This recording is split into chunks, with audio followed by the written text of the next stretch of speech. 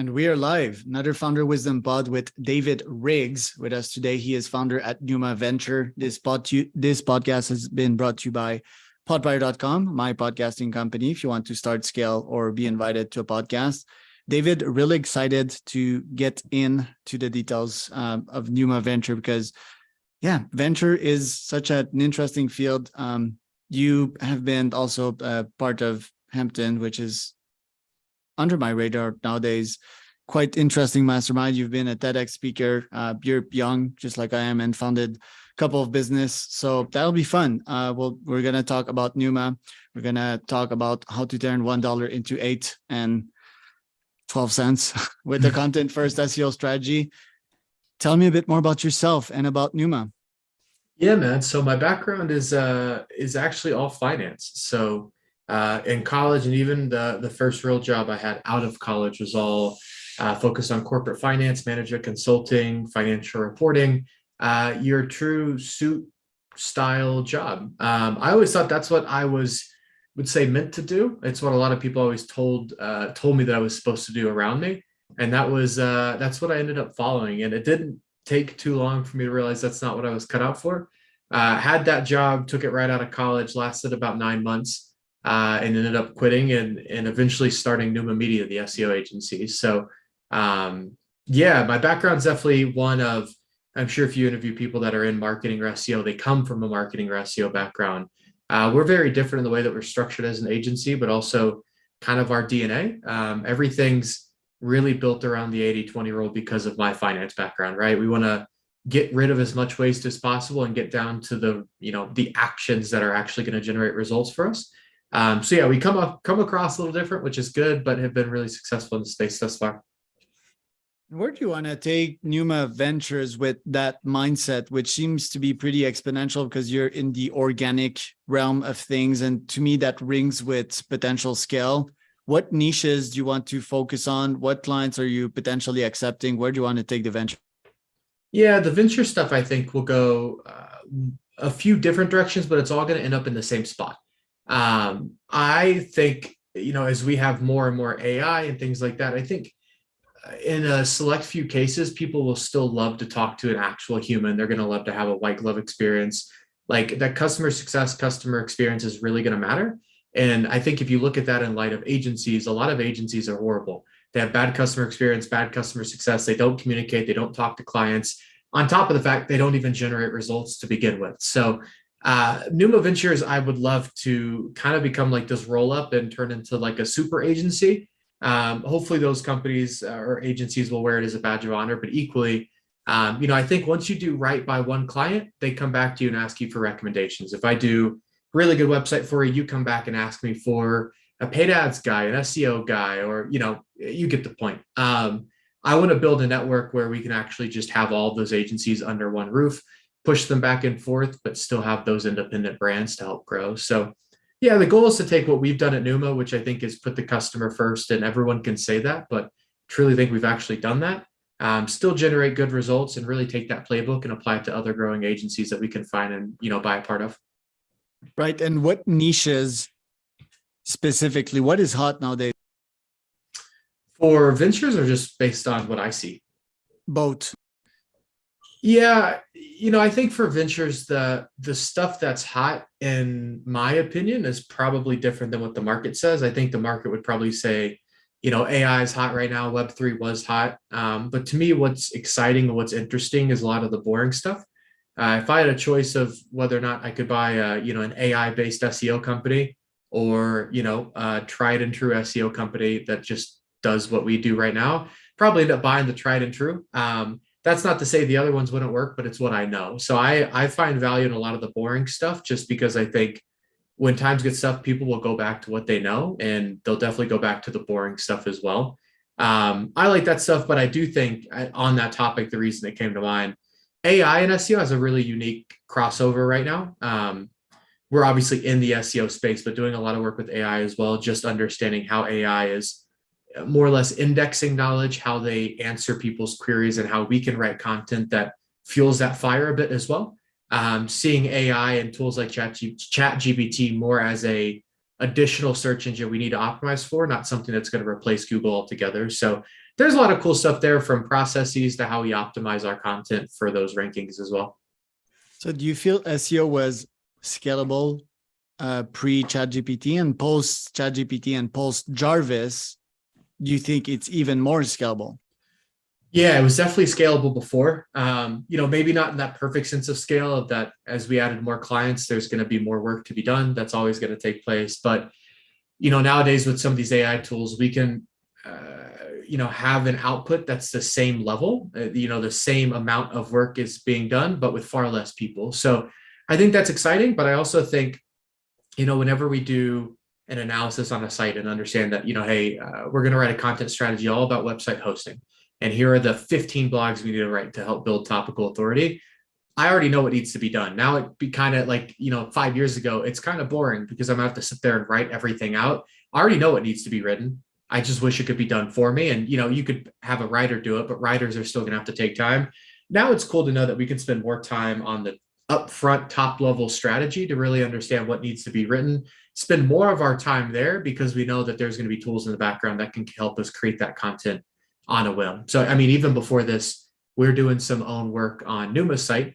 And we wrote about 20 blogs in an hour, just feeding it insights that we needed to based on the keywords and the outlines that we wanted to create. So you've never been able to do that before, which is really exciting to be able to do it now. I think it's going to create a space where the most strategic thinkers in SEO are going to, have the most bang for their buck. How do you create high margins and a moat in the agency field? Yeah, I think there's two levers you can pull, right? As you talk about margin, the two things that come into margin are revenue and cost. So the first place I always cover is the revenue side of things and pricing. I think a lot of people arbitrarily pick a number out of thin air and price against it. Then I'm going to build SEO services. I'm going to go look at every other SEO website on the planet and every other SEO agency and say, okay, the average is $1,700 a month. I'm pricing $1,700 a month and move on. I think that's where a lot of agencies get wrong, because you're pricing yourself as a commodity, not something that has, value on the outcome. So we price based on the value that we can bring for the client. And a lot of that's just calculated against, if we can write a blog that's going to bring you leads, and those leads are going to turn to, clients. What's your average client value? Oh, it's 100K. Okay. Well, if we can do this, this has some high value for you. So we price differently than I think a lot of other agencies, which is why our margins tend to be not drastically higher, but definitely higher. And then cost as well. Agencies are known to have just loads of people for no reason.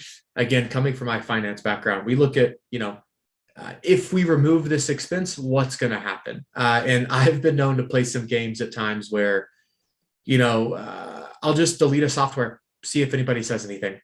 Typically they don't, or they do, but they'll find a solution of it elsewhere that's a lot cheaper, and we'll go from there. So I think there's some easy tactical things like keeping handles on like what you've purchased, but from a strategy standpoint as well, I think if you start with pricing and understand that you're pricing off of value, not just as a commodity based on what other people have their prices set as, your cost can be structured quite a few different ways. But one of the things I still do today is that every month, obviously, every day of every month, I'm doing sales and marketing. So that's my number one priority, to get more revenue.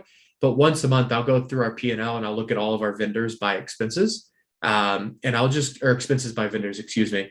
And I'll just go through and say, okay, here's a vendor that we're spending 40K a year with. How can I reduce it with the same output? If I can't do that, can I go buy a company that does the same thing and bring it in-house? If I can't do that, should I just go talk to the founder and see if we can't renegotiate? So I think there's definitely levers to be pulled on both sides. Obviously, increased revenue is an infinite level. You can, tack on as much revenue as possible. You can only decrease cost by so much, but I do like pulling both of those levers because I think a lot of gold can be found there. What about the moat? How do you create a moat in the agency field? Yeah, I think, right, moat is the one thing that nobody else can compete with you on. So in the agency space, everyone's figured out how to run an SEO campaign. There are hundreds of thousands of articles online about how to do SEO for your website. So I can't say my product's better. Maybe it is, maybe it isn't, but somebody else out there has a better product or a similar product. So I can't really compete on product, right? What I can end up competing on is what I would say, like, in my opinion, a true brand, not logo, colors, and crap like that. More or less, how do people talk about you when you're not in the room? And how do you build that perception and audience? So I think that's where when we've been able to compete. I'll be the first to tell you that like Pneuma Media, our SEO agency, and then Pneuma Venture is a conglomerate of agencies. We're not perfect. It's not like we've done things, with 100% articulation every single time. We have faults just like every other agency. I think where we differentiate ourselves is that in those faults or in the months where performance is down or there are issues, we handle them in such a way that other agencies, might try and shove it under the carpet or the rug, so to speak. We get out in front of it, handle it, let you know how we're handling it, and really keep you, as part of the solution. And I think that's helped us build a larger moat around Pneuma compared to other SEO agencies. By no means are we acting as if we're perfect, but the way that we handle some of those tough situations, it creates a brand for us that we're going to be on your team no matter what. We're more than an agency. We kind of fit that partner or in-house team feel where we hold you accountable and vice versa. And I think that's the biggest thing because, with an SEO agency, again, the market's saturated. You can't really compete on results because there are plenty of people that can get results. You can't compete on product because there are plenty of people with a good product. At the end of the day, the only things that you can really compete on are your client experience, your customer experience, and the team that you have. Love that point of view. I rarely talked about, so thank you for that nugget right there. Want to ask you though, how do you use automation to cut costs and improve client results? Yeah, I would say, truthfully, using automation, we don't look at it from a lens of cutting costs, I would say. And that might be odd because a lot of people talk about it in terms of cutting costs. I see automation as a way to improve the customer experience. Again, kind of coming back to that. But, we'll take client onboarding, for example. We have automated every single touch point in the onboarding process to make it as easy as possible for somebody to get onboarded with Pneuma. On top of that, we've automated extra things like, hey, you're 2 weeks into your project. What do you think of the work that's being done? So I would say a lot of the stuff that I would end up doing anyway, we've automated. So maybe there isn't cost savings as much as time savings, but the goal within Pneuma around automation is that we want to take people out of the manual processes, especially the manual and repetitive processes. Let automation do that so we can kind of move everybody up a level and let them do more strategic, high-level thinking work. I don't want people manually emailing clients every week, hey, would love your feedback on the project. Let's have a tool do that so you can spend all of your time taking their feedback and making concrete changes to the business. Have you started hyper nerding on prompts and how to prompt GPT to write better articles or on Hugging Face and or on Claude? Yeah, we don't use too much of GPT for any blogs. We'll use a couple different softwares that we have, but we've actually done a little bit of I wouldn't even say engineering of prompts. We're literally just typing stuff in, seeing what happens and tweaking it. But we do a lot of that around keyword research, cluster analysis, understanding intent of keywords. So we'll upload a keyword sheet of 500 keywords and say, okay, help us put this into 10 different topics, 8 different topics, or just, you put them in the topics as you see fit so we can run a campaign against it. So we'll work on it a little bit like that to make sure that we're strategically moving in the right direction. But honestly, using it as a second brain to validate a lot of our thoughts is what we've used a lot of it for. Can be lonely at the top. You're member of Hampton. How has that served you, helped you grow as a founder? Yeah, it's great, man. Hampton's awesome. I think the biggest thing out of Hampton, but any one of those masterminds, and I think Hampton's been the best at that, is just giving you space to meet and talk to other people. You quickly realize, Hampton has some incredible people in there worth 9 figures. They got some people probably closer to my scale and people in the middle. But it's really unique to see that everybody in there is really just a person.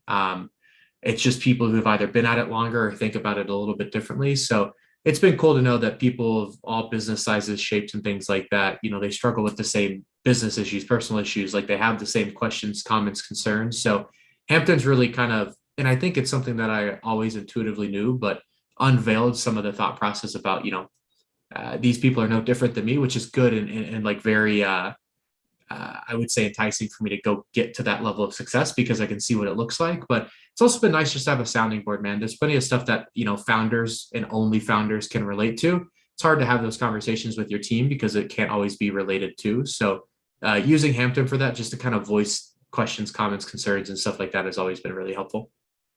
Fully agree. Last question. How much is enough for you? Let's say we speak in 30 years. What do you want your net worth to be? Honestly, don't know. I don't really track net worth, I would say. If you spoke to me in 30 years and I had quadrupled what I make every single month, if I had 10x every single thing that I make a month, that's great. I would probably maybe rephrase it a bit differently, or at least for me.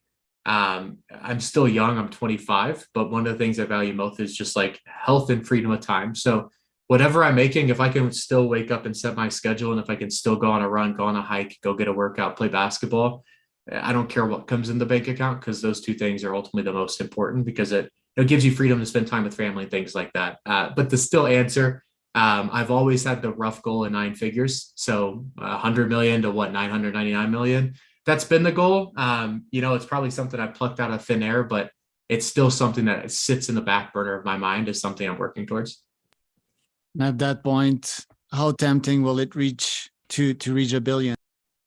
Yeah, I was gonna say, well, that's the issue, because maybe 1 million was my goal at once, and then 10 million, then 100 million. It's just those goals seem to never be good enough, but they always seem to be fleeting. There's always a bigger number. Right. And at some point, that where we live in a capitalist system, but I think, yeah, the forms of transfers of energy will change by then. And with AGI, it's going to be certainly an interesting world.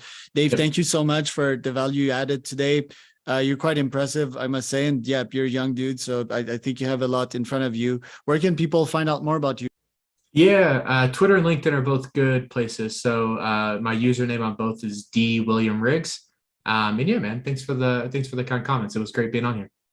My pleasure. I'm Charles Cormier, your host. That was another Founder Wisdom Pod. If you want to start your own pod, you can go at podfire.com, start, scale, or be invited to a